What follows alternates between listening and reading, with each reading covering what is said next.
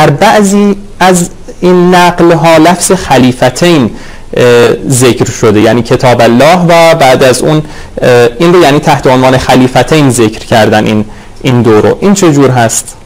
در رابطه با حدیث ثقلین همونطوری که حضرت عالی هم اشاره فرمودید، حالا ما بعداً مفصل صحبت میکنیم. رسول اکرم از همون آغاز رسالت بحث خلافت بعد از خویش را در هر مناسبتی، در هر موقعیتی بیان فرموده. حدیث دار که اولین روز اعلان رسالت علنی بود فرمود این هذا اخی و وصیی و خلیفتی فیکم. در قضیه جنگ تبوک هذا خلیفتی فی کل مؤمن و مؤمنة من بعدی، علی ولی کل مؤمن و مؤمنة من بعدی، با تعابیر مختلف.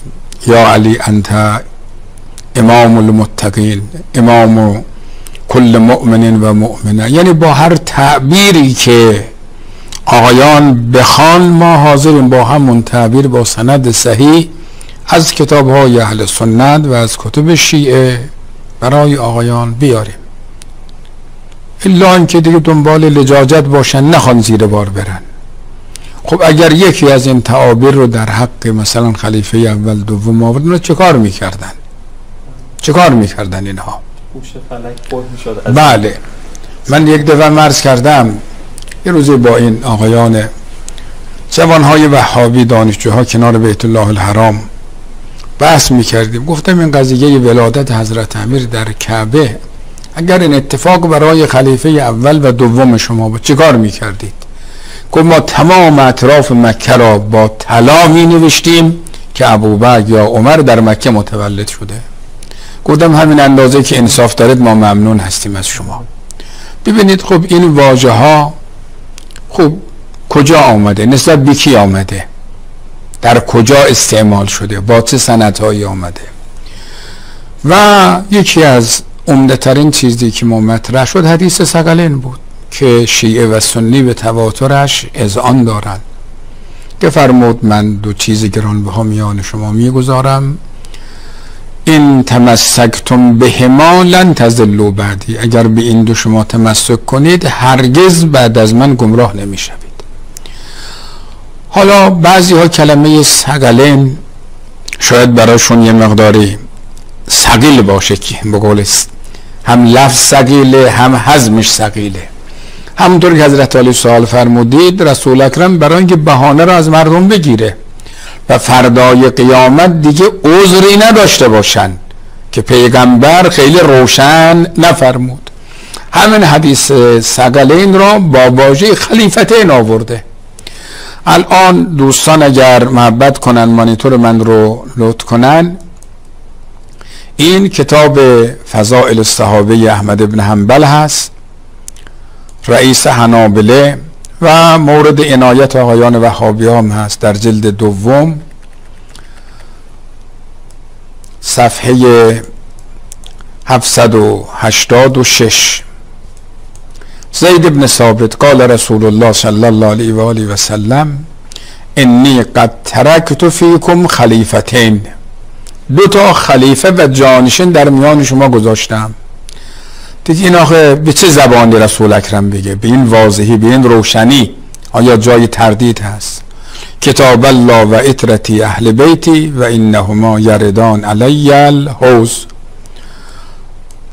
آقای برای شما محققشم که وصی الله محمد عباس هم میگه اسناد و حسن لغیره، شواهد کثیری ما در رابطه با این قضیه داریم. باز ایشون در مسندشون میاد با تحقیق حمزه احمد زین در چاپ قاهره جلد 16 ایشون میاد همین تعبیر رو دارد. باز اینجا محقق میگه اسناده حسن، حتی برای آقایان فرق نمیکنه، میگن الحدیث الحسن کالصحیح فی الاحتجاج. قال رسول الله انی تارک فیکم خلیفتین، کتاب الله حبل ممدود بین السماء والارض و اطرتی اهل بیتی و انهما لن یتفرقا حتی یردا علی الحوض. من 2 تا خلیفه در میان شما میگذارم میروم، کتاب خدا و اهل بیتم. یعنی همونطوری که کتاب خلیفه و جانشین و یادگار پیغمبره برای هدایت مردم هست و مردم هیچ راه گریزی ندارن، اگر واقعا اسمشون مسلمان گذاشتند باید به قرآن عمل کنند، که البته امروز در غرب متاسفانه برای اینکه افکار عمومی رو از جنایاتی که در منطقه انجام میشه بعضی از عربهای خودفروخته دارن عبرت نگرفتن، نه از رئیس جمهور عراق، نه از رئیس جمهور برای شما عرض کنم مصر، نه لیبی، که خلاصه رفتن سراغ آمریکا بیچارهشون کرد، بدبختشون کرد و عاقبت هم به دست خودش اینها را نفله کرد و نابود کرد. حالا برای شما عرض کنم این خلیفه امارات را کی بلایی که بر سر برای شما عرض کنم صدام و برای شما عرض کنم اینها آورد بیاره دیگه معلومه دیگه. حالا این رو ما گفتیم ان شاء الله عزیزان ببینن دیگه، چون هر کسی با تناب آمریکا رفت چاه، در وسط این تناب رو میبرن همه میافتن.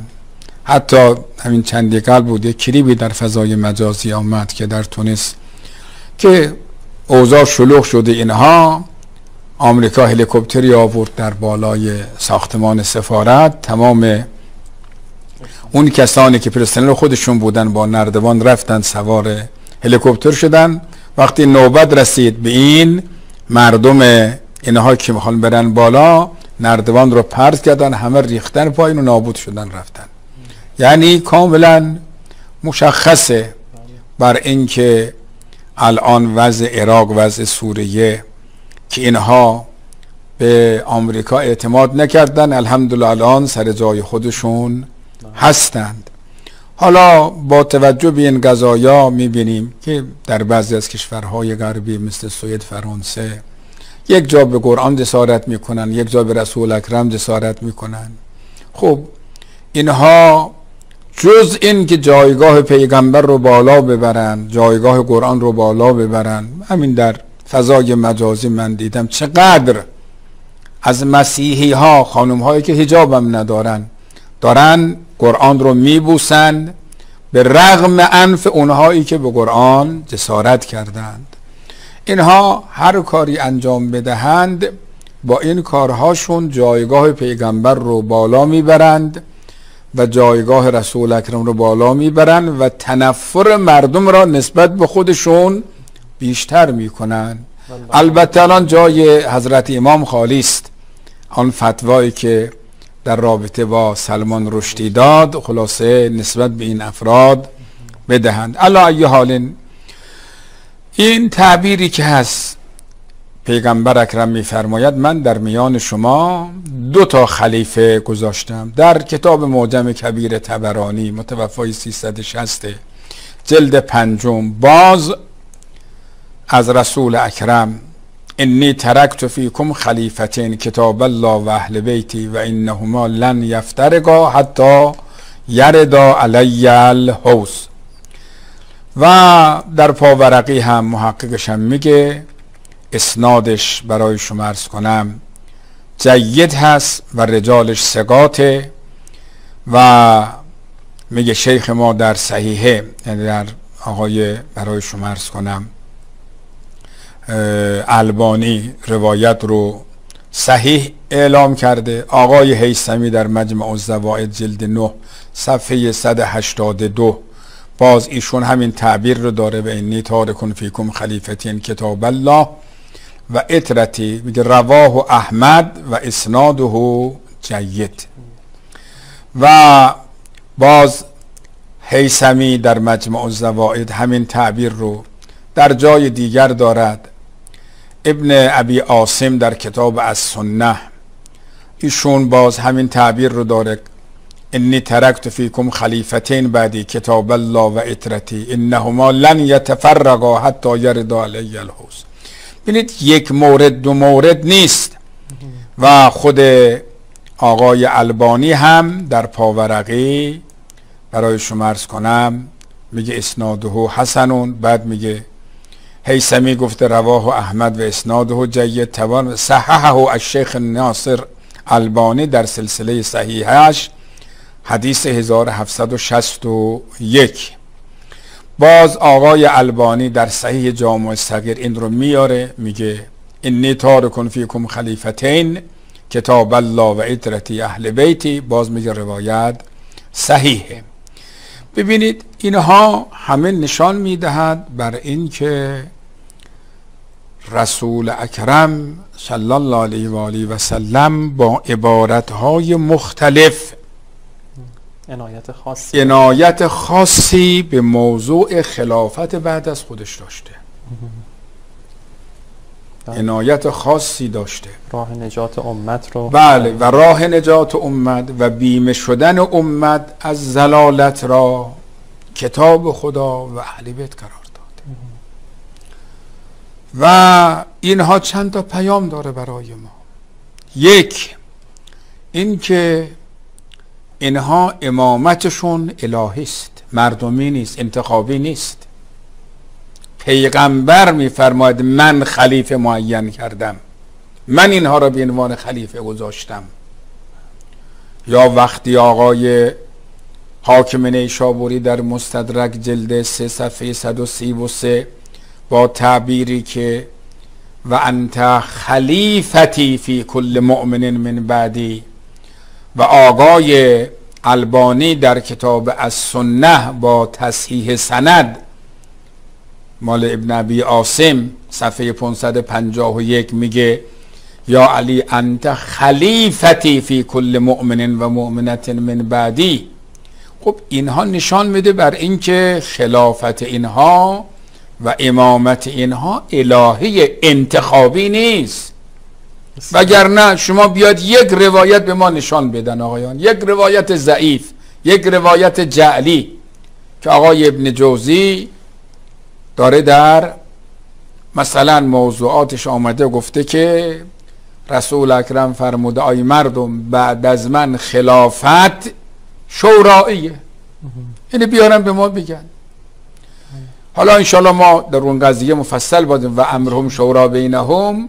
این شورا در جایی است که برای شما عرض کنم نصی ما نداشته و شیعه و سنی همه در این زمینه هست، یا و شاورهم فی الامر و غیره، ربطی به این قضایا ندارد. یک روایت بیان بگن آقا خلافت بعد از من تعیین خلیفه شوراییه، آی مردم بعد از من جمع بشید و کسی را به عنوان خلیفه معین کنید. اگه برای نماز صبح 2 رکعت شورا تشکیل دادن، ببینن حالا چند رکعت بخونیم بیان برای اینم تشکیل بدن. تشکیل. ببینید یک روایت ضعیف به ما نشان بدن که پیغمبر فرموده باشه خلافت، امامت، جانشینی، حکومت بعد از من توسط شورا، توسط اهل حل عقد، توسط صحابه معین بشه. یک روایت به ما بدن، ما دستمون میاریم بالا میگیم تسلیم. مخاطبین ارجمند کانال کتاب الله و عترتی، برای سهیم شدن در ثواب ساخت کلیپ ها